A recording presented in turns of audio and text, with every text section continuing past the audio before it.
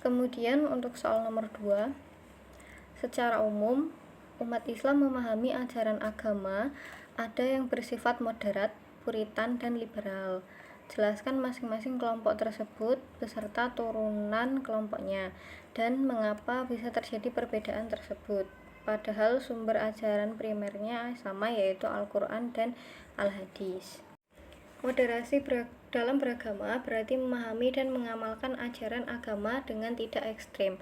Sinergi antara keadilan dan kebaikan. Turunannya ultra konservatif yang memaksakan kebenarannya terhadap kelompok atau komunitas yang berbeda.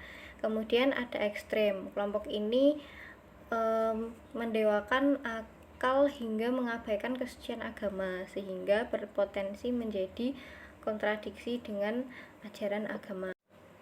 Kemudian, puritanisme dalam memahami ajaran agama Islam dapat diartikan sebagai gerakan yang menghendaki pemurnian ajaran agama dari pengaruh luar, baik budaya, adat, tradisi, maupun kearifan lokal yang berkembang di masyarakat.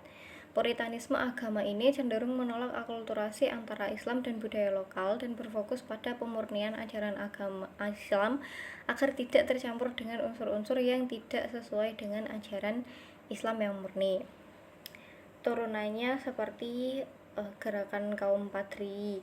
Gerakan ini menolak kulturasi antara Islam dan budaya lokal serta menekankan kemurnian ajaran Islam dari pengaruh luar.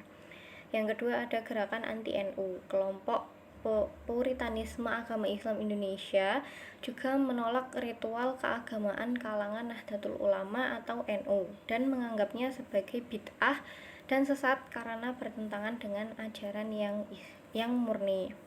Yang ketiga ada gerakan fundamentalisme. Gerakan fundamentalisme Islam ini di Indonesia juga terkait dengan puritanisme agama Islam dengan beberapa tokoh yang menekankan penafsiran Al-Quran dan hadis secara literal sebagai model hidup normatif.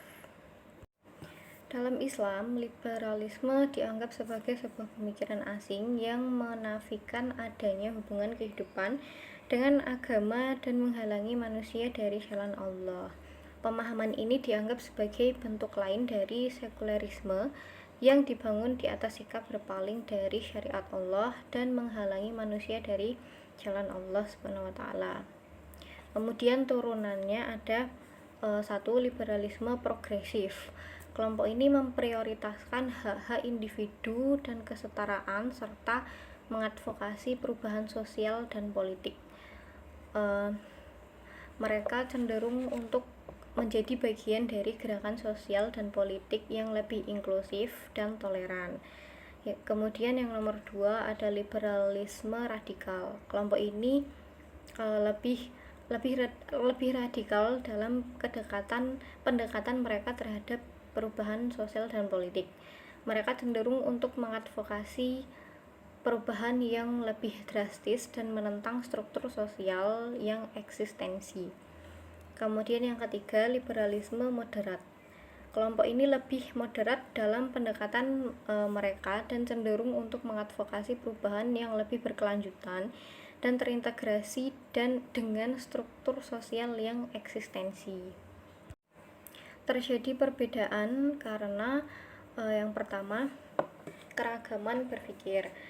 Para ahli ilmu memiliki berbagai cara berpikir dan memahami sesuatu masalah dengan sumber-sumber ilmu yang dimilikinya dan dengan kondisi lingkungan dan zamannya. Dengan kondisi lingkungan dan zamannya masing-masing. Yang kedua, konteks dan situasi. Perbedaan pemahaman dan pengalaman agama muncul karena konteks atau situasi sosial yang dihadapi berbeda. Akibatnya respon keagamaannya pun menjadi berbeda. Yang ketiga, ada keragaman sumber ilmu. Dalam sejarah Islam, sejak zaman sahabat Nabi SAW, tabi'in dan tabi'in sudah terjadi perbedaan pendapat tentang berbagai hal dalam kehidupan, termasuk dalam pemahaman dan praktek keagamaan. Kemudian yang nomor 4, keragaman kultural dan sosial. Manusia lahir dalam komunitas, suku atau etnis, bahasa yang berbeda-beda bahasa. Adat dan tradisi budayanya juga berbeda. Dalam setiap komunitas, suku, dan bangsa tersebut juga masih ada perbedaan strata sosial, ekonomi, dan juga ilmu pengetahuan.